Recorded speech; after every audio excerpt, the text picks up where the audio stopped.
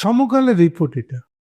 Headline হলো ভোটের প্রস্তুতি নিয়ে ইসি ইলেকশন কমিশনার ভোটের প্রস্তুতি নিয়ে ইসি এখনো অগোছাল। সুনির্দিষ্ট করে বলছে এই জন্য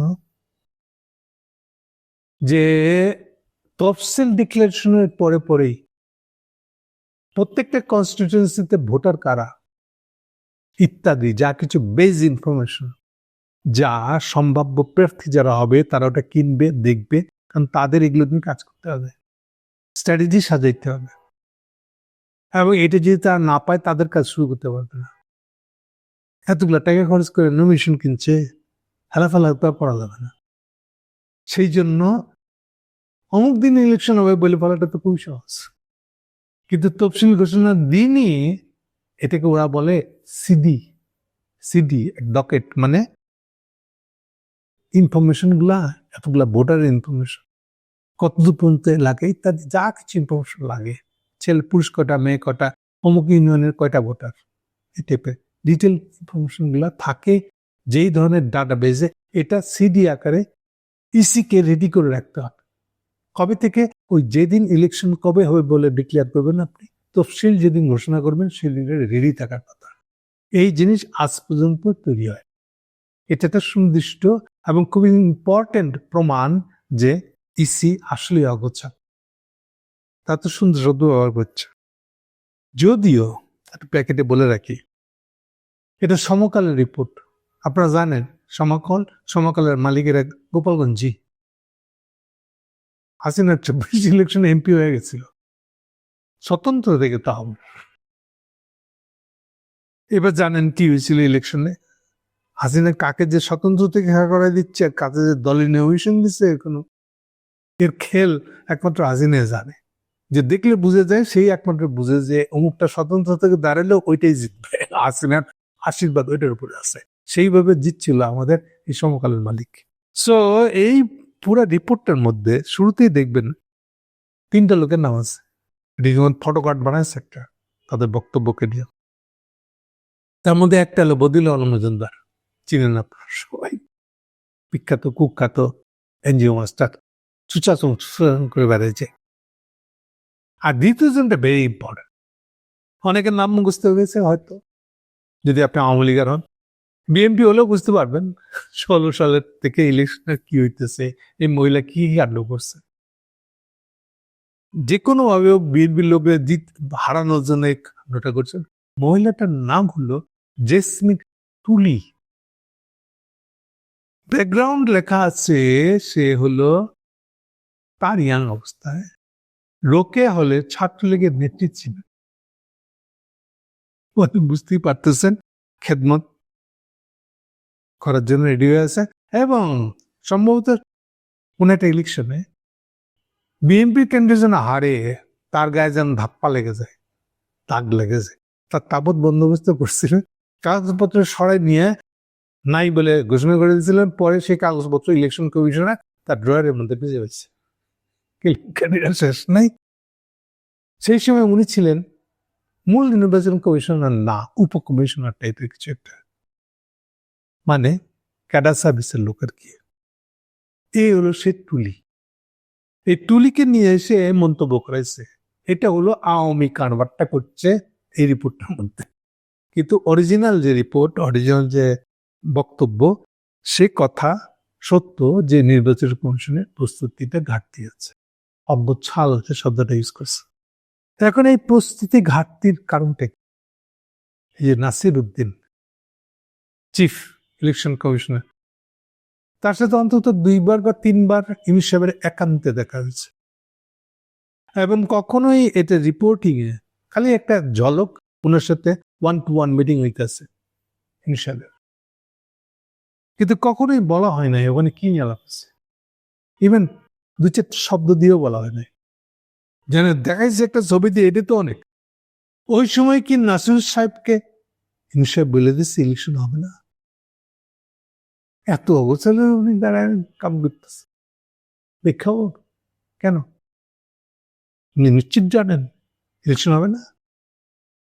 একদিকে বলতেছে সময় কম, মেলা কাজ, মেইন যেটা সিডি বের করা কনস্টিটিউয়েন্সি ইনফরমেশন, সেইখানে আপনি এটাকে গাফিলতি করে দিচ্ছেন কেন? আর টুলি বারে বারে প্রশ্ন তুলছে এদের এক্সপিরিয়েন্স নাই। মানে টুলি যখন ইংলিশ সরকার এই কমিশনটা বানাচ্ছিল, ইলেকশন কমিশনার, তখন প্রচুর দৌড়ঝাঁপ করেছে টুলি, তাকে যেন ইলেকশন কমিশন নেওয়া হয়, তাইলে আজিনার নির্বাচন একেবারে জিত একেবারে নিশ্চিত। পারে নাই, কিন্তু হাল ছাড়ে নাই, সে এখন ট্রাই করে যাচ্ছে। সমকালের রিপোর্টের মধ্যে তার উপস্থিতিটা তার প্রমাণ। এরপরে আসেন, এই জন্য বলছে ভিতরে লেখা আছে আসন ভিত্তিক ভোটার তালিকার সিডি প্রস্তুতির কাজও এখনো চলমান, ছাপা হয়নি। নির্বাচন পরিচালনার ম্যানুয়াল তফসিলের পরপরই প্রয়োজনীয় পরিপত্র জারি করতেও একটা হিমশিম দশা। সব মিলিয়ে তফসিল ঘোষণার 6 দিন পরেও নিজেদের পুরোপুরি প্রস্তুত করতে পারে নাই নির্বাচন কমিশন।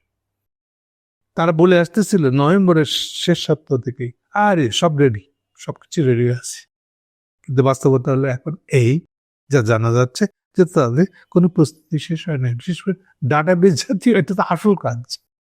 এখন ধামাচাপা দেওয়ার চেষ্টা হচ্ছে, এই যে শেষ বেলায় কোর্টে রায় দিয়েছে, সীমানা বদল হয়েছে, এই জন্য আমাদের কাজ বেড়ে গেছে। আরে বাবা রে, এটা তো একটা কি বড়দের একটার জন্য 4টা টোটাল, তো বাকিগুলো কি হচ্ছে? বাকিগুলো সিডি পাওয়া যাচ্ছে না কেন? রেডি হয়নি কেন? কে দিবে উত্তর? মনে হচ্ছে যেন সবাই জেনে গেছে ইলেকশনটা হচ্ছে। এছাড়া আমি এটা কিভাবে ব্যাখ্যা করবো জানি না। তারপর বলছে একে তো উপদেষ্টা পরিষদ থেকে গণপ্রতিনিধিত্ব আদেশ সংশোধনের সিদ্ধান্ত আসতে দেরি হয়েছে, তার উপরে তফসিল ঘোষণার আগের দিন বাগেরহাট ও গাজীপুরের সীমানা পরিবর্তন বিষয়ে আদালতের রায় হয়েছে, ফলে এটাকে ওরা অজুহাত বানাচ্ছে। এই জন্য বলছে তফসিল ঘোষণার পর মুহূর্তে থেকেই আগ্রহী প্রার্থীরা মনোনয়ন সংগ্রহের সুযোগ পান। এই যে আসন ভিত্তিক কি কি ইনফরমেশন দরকার তা ওখান থেকে পায় তারা, কিন্তু সেগুলো কোনো সুযোগ এখনো তৈরি হয় নাই। তফসিল ঘোষণার আগের দিন নির্বাচন কমিশনার আব্দুর রহমান মাসুদ বলেছিলেন অবাধ ও উৎসব মুখর, এই উৎসব মুখর শব্দটা শুনলে আমার এমন ফাইজলামো মনে হয়। হ্যাঁ, যে ডাক বাজে নাই তাকে আমি জোর করে বাজাইবে। উৎসব মানুষের মনে যদি না লাগে তাহলে জোর করে উৎসব বানাইবেন কেন? নিজের আকামটা ঢাকা দেওয়ার জন্য। হ্যাঁ, আপনারা বিরাট ইলেকশন করতেছেন আর এই কথাটা তো শিখাই দিয়েছেন নিউজ সাহেব, কিন্তু উঠতে বসতে উৎসব মুখর কিন্তু উৎসব আছে নাকি? উনি নিজেই নাচতারেন না, বরং এটা যতবার বলেন ততবার এটা ঠাট্টার ঘটনা হয়, মস্করা করতেছেন পাবলিকের লাগে উৎসব মুখর। যাই হোক, এই উৎসব মুখর বলে আসতেছে কিন্তু একটারও কোনো কাজ হয় না। এরপর আরো কাহিনী আছে, এটা খুব সিরিয়াস আসলে। এবার ভোট হবে 2টা, ঘাপলা হলো ভোটের কাগজ 2টা দেখতে আলাদা লাগবে, একটা হলো নর্মাল ইলেকশনের, একটা হলো গণভোটের। তো নিশ্চয়ই একটা দিয়ে লাল হয় একটা কালা হয়, কিছু হবে, এটা কোনো কঠিন কাজ না। কিন্তু 2টা কাগজে ফেলতে হবে একই বাক্সে, এই তার একটা চাল, এটা কি ক্যাসাল বাঁধবে না? আগে থাকতে বলা হচ্ছে এই জন্য দেশে এই প্রথম একদিনে 2টা ভোট হচ্ছে, 2টা ভোটের আবার বাক্সে একই বাক্সে ফেলতে হবে। এর উপর আবার গণভোটের মধ্যে 4টা প্রশ্নের একটা উত্তর, এটা হলো 4টা প্রশ্নের একটা উত্তর কেমন? একটা হ্যাঁ, একটাই হ্যাঁ দিতে হবে অথবা না দিতে হবে। 4টা প্রশ্নের একসাথে একটা উত্তর, এটা কি মানুষকে কনফিউজ করে না, বিভ্রান্ত করে না? হ্যাঁ, মানুষের যারা পড়ালেখা করে নাই, মনে করে ওয়ার্কিং ক্লাস বলতে মানুষ হচ্ছে যারা, এই জিনিসটা বুঝাবে কি কে? তাদেরকে বুঝবে কি করে? তো তাদেরকে আপনি কি করবেন? জবরদস্তি জেমনে পুষে একটা ভোট নিয়ে নিবেন? হয়তো দিতে চাইছিল না, হাতে দিয়ে পালাইছে হাতে, তখন কি হবে? তাই হবে, তখন কি হবে না, এটা তাই হবে। আসলে এটা ধরে নিয়েই ইউনুস সাহেবদের চাপা দিচ্ছে আসলে পুরো জিনিসটা। এই সকল জুলাই সনদের গোষ্ঠী উদ্ধার করে দিচ্ছে। সনদ বলতে কিছুই নেই আসলে, এই জন্য সংস্কার বলতে কিছুই হবে না, এটা আরো হবে না। এই জন্য সংস্কারের পুরো ব্যাপারটা নির্ভর করবে এখন ইলেকশনে কে জিতবে তার উপরে। হইল তাহলে সংস্কার কমিশন দিয়েই যে একটা বছর ধরে আপনি ঘাপাইলেন, কেন কি লাভ হয়েছে?